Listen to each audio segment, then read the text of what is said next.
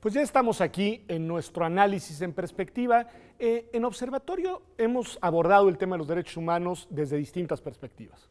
Hemos dedicado programas a las víctimas, hemos dedicado programas a temas específicos como desplazamiento, migración, temas que tienen que ver también con desaparición forzada. Hemos hecho también algún programa dedicado al litigio estratégico y en esta ocasión quisimos colocar el reflector temático en los defensores, en las defensoras de los derechos humanos.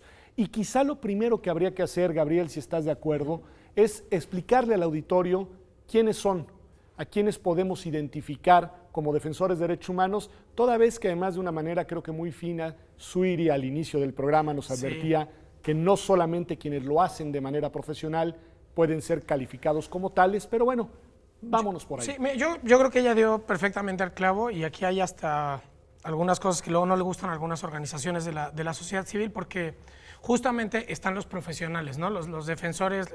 Yo a veces les digo, los profesionales de la manifestación, por así decirlo, ¿no? Son las personas que siempre van, que siempre están acompañando casos, que siempre están buscando justamente el litigio estratégico, o sea, existen ese tipo de personas. Pero si piensas que el derecho a defender es un derecho y no es un adjetivo de las personas, o sea, no es el arquitecto que estudió para, sino es la persona. ¿Es el defensor el único y tal? Okay. Entonces, si piensas que es un derecho, más bien creo que defender derechos humanos es un momento, que es un momento de ejercicio del derecho. Entonces, cuando tú ejerces cualquier derecho que reivindica cualquier cosa que estés buscando, puede ser un defensor de medio ambiente, un defensor por la movilidad humana, puede ser contra manifestaciones, puede ser a favor de las manifestaciones, puede ser a favor de los coches, en contra de los coches.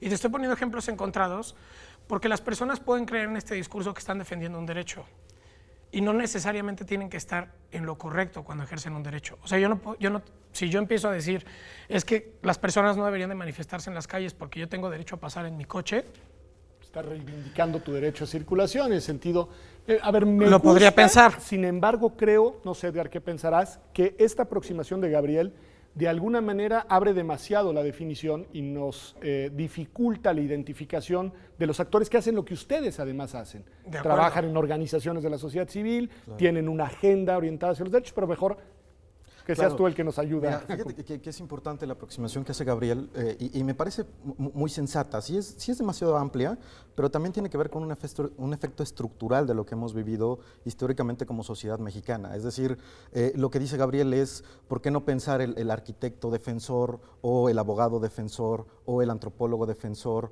o incluso aquella persona que se puede dedicar a artes, oficios y defensores, ¿no? Y podemos poner ejemplos concretos como el caso de don Rosendo Radilla. Don Rosendo Radilla, sin autoadscribirse como defensor, sin duda era un defensor de la propia comunidad de Atoyac de Álvarez.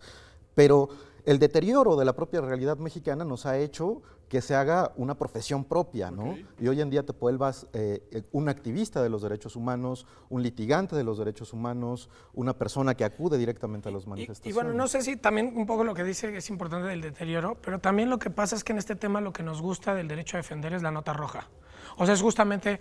¿Pero te agreden por ser defensor? Esa es la pregunta. Entonces, que se los voy a preguntar. Sí, ahora, no, y datos, y hay hay mecanismos, podemos hablar de ese tema, pero un poco justo creo que es el tema que lo ha llevado a ser interesante, porque pues en todos los países desarrollados ¿no? hay defensores y son personas que se preocupan por la comunidad, ejercen derechos, oye, esto tal, y lo ponen a discusión. Y yo solo sí quería llegar como un punto en este punto de si defienden movilidad o no, el defensor no tiene que estar en lo correcto. O sea, uno busca un discurso y el Estado es el que debería decir, a ver, esto se garantiza así, estos son los estándares, este es el derecho. La persona lo pelea. Está bien, quien ejerce un derecho bajo la lógica de un discurso de derechos, de alguna manera se convierte en un defensor. Atrás de cada defensor hay una causa, eso sí es importante. Decía algo Edgar que me parece, quiero recuperarlo, pero decía, bueno, pero las circunstancias, el contexto, podemos hacer, digamos, un análisis de varias variables, nos ha llevado a que se profesionalice la actividad de los defensores. Vamos a suponer que esta sea la premisa que nos pueda servir de guía. Esa profesionalización, ¿cómo se traduce desde el punto de vista de la organización de la defensa de los derechos humanos? Claro. Fue primero una necesidad, ¿no? O sea, tú, por ejemplo, platica con los representantes de las víctimas de los casos ante el sistema interamericano o incluso con las propias víctimas directas, y es la propia necesidad, incluso con los movimientos de personas desaparecidas más recientemente, y son abogados que entran a la situación porque lamentablemente es algún conocido o algún familiar. Y, por ejemplo, eso en la época de los 80s fue una necesidad.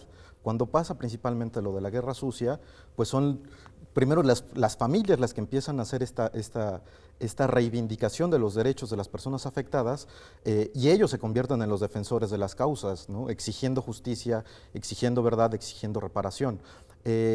Después sí hubo una profesionalización porque justo transitan de este activismo, digamos, intuitivo, hacia esta parte ya más estructural, y entonces entran personas profesionales, digamos, de diferentes ramas o diferentes ciencias que empiezan a dar una visión más estructural, digamos, a las causas, y no es nada más confronta directamente con el Estado, resiste con el Estado, sino dale un discurso donde realmente puedas demostrarle el error, de tal manera que pueda generar una respuesta institucional para ello, ¿no?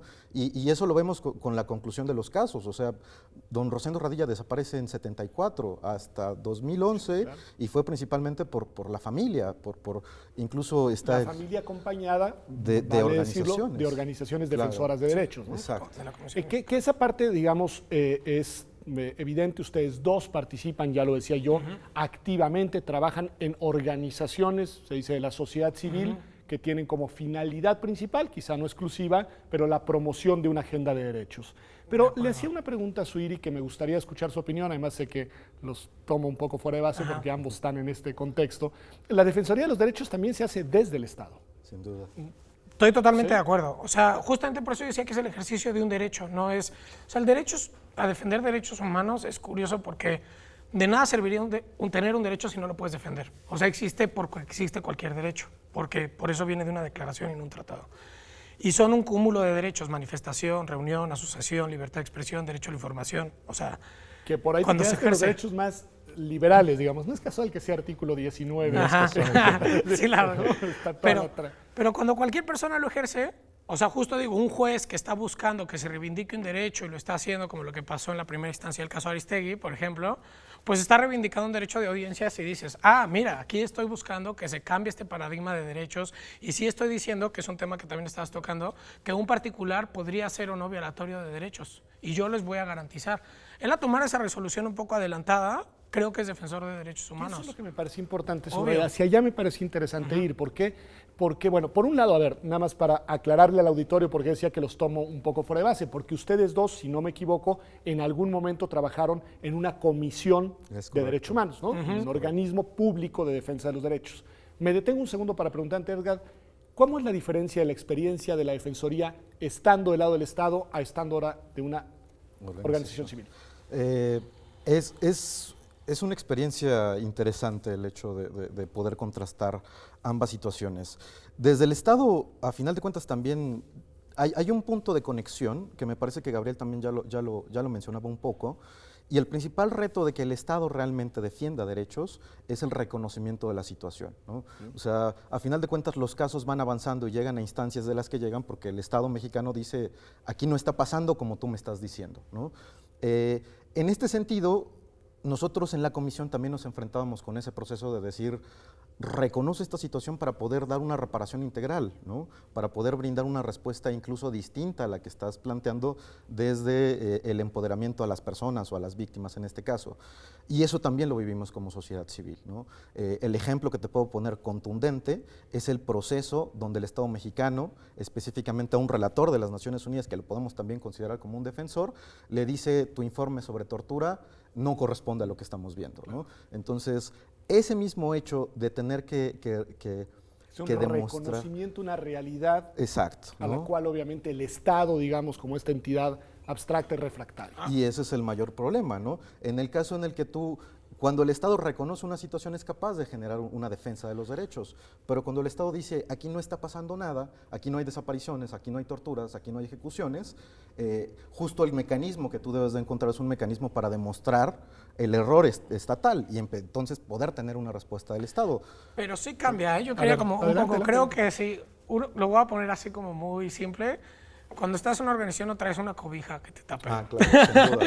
O sea, eso sí me gustaría decirlo un poco. No, pero está interesante. Porque tú Es traes decir, una comisión. perdón, nada más lo digo, te Ajá. hago la pregunta. Dirías, ¿es más fácil defender derechos cuando estás con una cobertura estatal que cuando estás en una... ¿Sí? Es distinto. A No, ver, pero adelante, por adelante. ejemplo, cuando yo estaba trabajando en la comisión, justo, bueno, puso nuestra compañera, ¿no? La estudiante hace rato puso un ejemplo sobre el caso de los Reyes Salazar. A mí me tocó sacarles las medidas de protección a esas personas. Tema terrible. Y todo el tiempo, bueno, toda la familia, sacarlos tal. Y en ese tiempo, cuando yo estaba en la comisión, sí sentí de ese tipo de que, me están detectando mi Perdón, celular ahí y estabas tal. trabajando en la Pero comisión. estaba trabajando Ok, en la estabas el comisión estado. Adelante, y había adelante. otro tipo de protección. O sea, sabías que no te iban a atacar, sabías que había un diálogo con autoridades directos, sabían quién eras y se vuelve una cosa institucional. Pero cuando tú estás trabajando en una organización y llevas casos que no les gustan tanto, por ejemplo, ahorita el de Pedro Canché, que está llevando artículo 19, Cuéntanoslo. es un periodista maya que estuvo difundiendo cosas de fallas del sistema de salud por dengue hemorrágico, que había demasiado en Quintana Roo, y como eso quitaba turismo, el gobernador no quiso que eso saliera a la luz y lo metió 9 meses a la cárcel de manera ilegal, lo cual está demostrado por una recomendación de la CNDH. Y entonces, cuando tú lo defiendes como artículo 19, entonces sí es distinto, porque uno, te denostan tu discurso, te dicen que no tienes la razón. Dos, dicen que no sabes cómo es el derecho. Ese creo que es un discurso siempre de las autoridades. O sea, cuando tú eres autoridad, tú sabes lo que es el derecho, pero si tú estás del lado de los que están intentando defenderlo, tú eres un ignorante y no conoces las estructuras, y entonces como estás mal, no sabes que eso no debería de denunciarse así. Entonces, sí siento que hay una percepción distinta que se basa en estas estructuras denostativas del discurso sobre quién sí sabe y quién no, y el defensor que va por su lado, generalmente uno de los discursos es, él no sabe cómo son las estructuras y no conoce las estructuras administrativas y no sabe cómo se aplican las garantías. Entonces hay una cobija un poco distinta y sí hay una desprotección en ese modo de discurso. Y yo creo que esto va hasta en posiciones que tiene que tomar el Estado para acabar agresiones contra defensores, que es, bueno, también un tema que estaba tocando Edgar, que igual y podríamos No, me gusta. analizar el futuro. Una reacción Es Edgar, correcto, dice es Gabriel. correcto. Yo también tengo esa misma experiencia, ¿no? O sea, a final de cuentas, me jales la dentro cobija. de la propia comisión, te vas enfrentando a la realidad de lo que ustedes ya han visto a través de sus distintos programas, y son cosas que una vez conociéndolas no puedes no hacer nada, ¿no? Entonces, entrar a determinar y poder como aportar o acompañar a las víctimas o a los familiares de violaciones a derechos humanos desde la comisión, era una visión que institucionalmente tú te sentías cobijado, ¿no? Entrabas a la institución, Te pagaba el sabías que Estado había... por eso, era la misión de la institución en la que estabas, tienes una cobertura Pero no solo eso, constitucional. sino, o sea, la propia visión, por ejemplo, de la gestión en esos momentos de la presidencia de la comisión, era una visión donde tú sabías que si algo ocurría o si había una situación de riesgo de amenaza, que de hecho las hubo dentro de la propia comisión, sabías que institucionalmente había mecanismos que podían despresurizar eso, ¿no? Eso era algo fundamental en el proceso de la propia comisión. Cuando sales de la comisión, eso ya no lo tienes, ¿no? Ya no hay un mecanismo donde te sientas cobijado, donde sepas que puedes tener enlaces directamente con botones rojos de seguridad, con Procuraduría, con Secretaría de Seguridad Pública, justo para poder tener mecanismos de prevención o de reacción en casos de riesgos o amenazas. Me va a ¿no? interesar mucho entrarle al tema de los riesgos y amenazas, mucho. Estoy esperando, digamos, como para el segundo bloque del Sí, le programa, estamos dejando centrarnos ahí. apretados un poco ahí. Pero hay una ventana aquí que han abierto y que me gustaría que exploráramos un segundo, que es la de la relación entre los defensores de derechos que están en las comisiones como estuvieron ustedes y los que están en la sociedad civil, porque ya me queda claro, y creo que al auditorio también, de cuál es la diferencia que hay desde el punto de vista de los discurso. recursos institucionales y del amparo institucional. Pero, ¿cómo interactúan hoy que ustedes que ya no están del lado de la autoridad, pero con la autoridad en ese ámbito preciso de la Defensoría Institucional de los Derechos? Bueno, a mí hay ¿Son una aliados cosa, o no? Es sí, yo creo que uno hace alianzas y las rompe y exiges y otra vez y vuelves a la institución, porque no puedes intentar, o sea, un defensor de derechos humanos al final sí creo que es un discurso de paz, creo que su última meta es un constructor de paz, yo lo diría un poco como, esa es la meta de los derechos humanos y de defenderlos. Y entonces como constructor de paz, No, o sea, la única limitante para decir que estás ejerciendo un derecho es la violencia, pero bueno, ya digamos como en tentativa de hacer en verdad un daño. Que lo voy a plantear, ¿no? porque además Suiri lo ¿Cuál es? dejó ahí en el tintero al final de su Y intervención. no está muy limitado, no es como la libertad de expresión, del discurso de odio, el derecho a defender, no, porque son un cúmulo de derechos, entonces podríamos más bien analizar cada derecho. Pero un poco lo que yo sí creería es que como defensor eres un constructor de paz y uno va buscando el diálogo, pero también, por ejemplo, cuando uno está viendo, yo que me dedico a defender periodistas, que llevamos 6 periodistas asesinados, hay veces que ya no cabe la posibilidad de decir, otra vez vamos a gestionar y vamos a la fiscalía y vamos a decirle que debe de investigar bajo los estándares internacionales y el resguardo de pruebas, porque sabes que en verdad es un discurso sin resultados. O sea, que ese discurso que te va a decir en esa silla, te va a decir, no, mira, porque el dolo eventual y toda la dogmática penal, para que yo jale este caso, yo no tengo posibilidades, porque esto es un delito del fuero común. Entonces te echa todo eso y en verdad sabes que no hay un interés político de investigación y eso te lleva a veces a la confrontación. Y a ver, y cuando te encuentras con esos bloqueos institucionales, con esos obstáculos, incluso por parte de aquellas instancias que deberían de ser tus aliadas, ¿qué haces? Demuestras el error de las instituciones a través de documentación, ¿no? Eso te permite llegar a otros escenarios nacionales o incluso internacionales mucho, para llegar al todo el litigio, tiempo ¿no? reivindicas la importancia de dar luz sobre la veracidad de lo que acontece. Sí, es que es importante porque a final de cuentas el Estado es el único garante y es quien puede darnos certeza sobre la realidad de la verdad, ¿no? Nosotros podemos tener aproximaciones, podemos brindar testimonios, pero la verdad, digamos, científica y estructurada con certeza la da la institución, ¿no? Y entonces tienes ese conflicto entre lo que te dice la verdad de las víctimas o de los afectados o los defensores en este caso y una verdad institucional. El caso más claro es Ayotzinapa, ¿no? Donde está en conflicto la verdad histórica y la verdad científica, como llama la institución. Pero a mí de la pregunta que hacías me llama la atención otro punto. Y creo que es una visión estructural. Yo te cuento, después de la comisión sigo litigando un caso ante el sistema interamericano en compañía de la propia comisión. Entonces, eso significaría que sí soy aliado de la comisión. Claro. Pero si yo lo veo estructuralmente, lo veo con lupa, a final de cuentas, si veo el modelo de gestión, podría decirte que no soy un aliado de la comisión. Es decir, incluso en operativos específicamente, como lo que ha pasado en Xochimilco y como le ha pasado en otro tipo de manifestaciones, hemos podido ver como el propio personal de la comisión, que también son defensores, han sido expuestos literalmente a confrontamientos con la propia policía y lejos de que haya un cobijo institucional para decir son los defensores de la propia comisión, vamos a cuidarlos, inician procedimientos de Contraloría Interna, incluso a tal grado de acosarlos para poder tomar otras decisiones que no necesariamente sería defender derechos humanos. Pues me vuelven a llevar al tema de los riesgos. Les propongo que hagamos un corte y vayamos sobre eso. Es decir, sobre casos, sobre cómo se defienden y sobre cuáles son los riesgos en el México actual de defender los derechos humanos. Quédese con nosotros, estamos aquí en Observatorio. Usted está viendo que estamos hablando de un tema importante. Están con nosotros, como usted sabe, Gabriel Soto y Edgar Jaimes. Ya volvemos.